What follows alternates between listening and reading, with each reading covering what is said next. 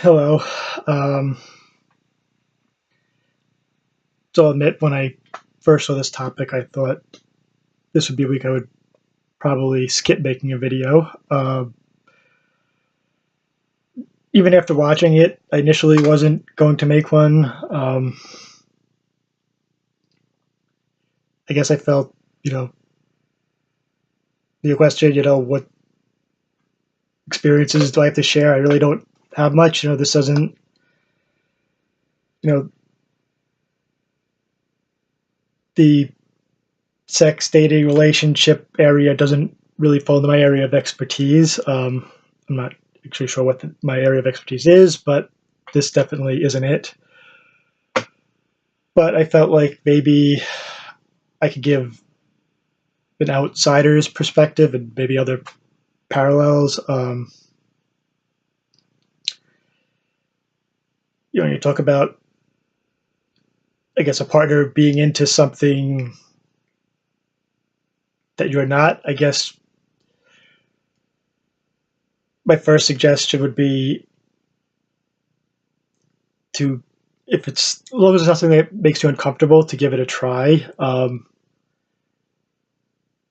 when I say makes you uncomfortable, I don't mean,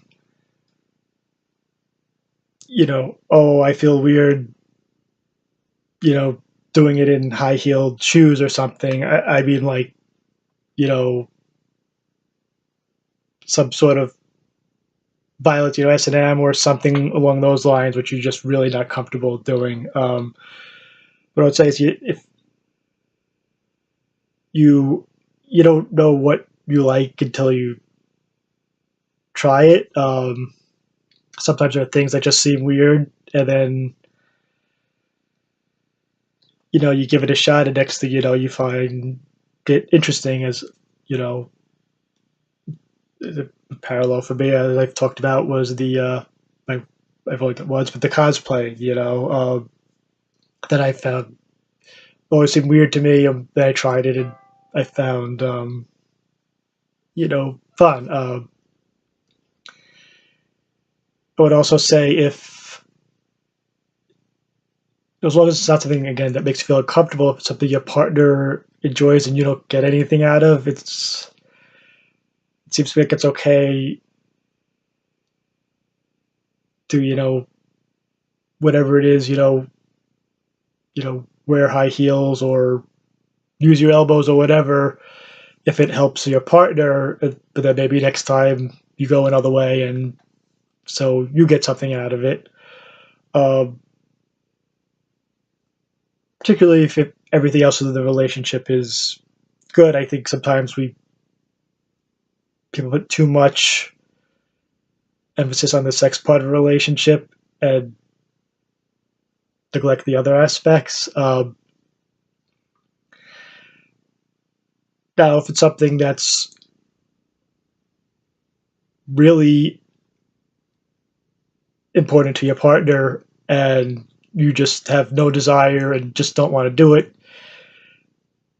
then maybe it's just not the right situation, the right person for you. And I don't like saying that because, I don't want people to feel awkward that because what they like is different, it'll hurt a relationship. But sometimes certain things just aren't compatible. And, if you look on the internet, I'm pretty sure whatever you're into, there's someone else out there who's also going to be into it. The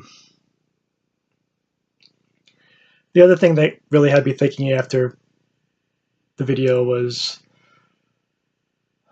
basically, you talk about the negative, you giving the negative point of fetishes and the difference between fetishes and fantasy. Uh,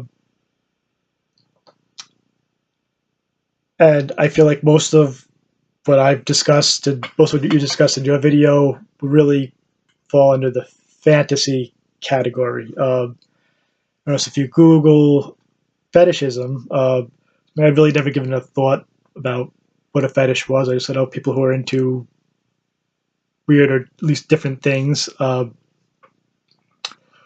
if you Google fetishism, the first site that comes up. It's not some site about different fetishes or even Wikipedia. It is, I believe, it was Psychology Today, and it's actually considered a mental disorder.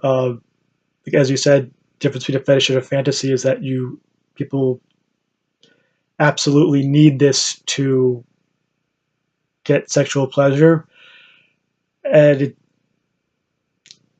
there are some issues with having actual fetishism, or I guess they even say there'll be people who will take it as far as if they have a foot fetish, they will, or a shoe fetish, they'll get a job at a women's foot shoe store. So depending on the severity of it, it might actually be something where you should be seeing a therapist, depending on how much it interferes with your life. If you can get away with, again, like it's just shoes and your partner has no problem wearing shoes to bed, maybe you can get around it, but maybe it's something that actually